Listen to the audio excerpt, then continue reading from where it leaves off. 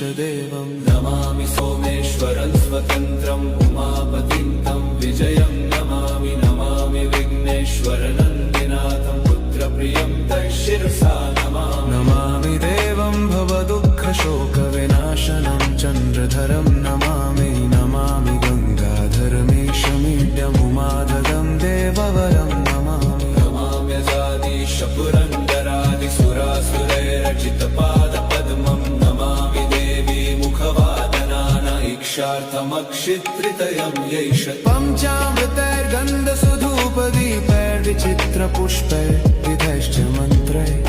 अन्नप्रकारैः सकलोपचारैः सम्पूजितं सोममहं नमामि नमामि शम्भुं पुरुषं पुराण नमामि शरणं त्वमपारभाव नमामि रुद्रं प्रभुमक्षयन्त नमामि शर्वं शिरसा नमामि नमामि देवं परमव्ययम् उमापति लोकगुरु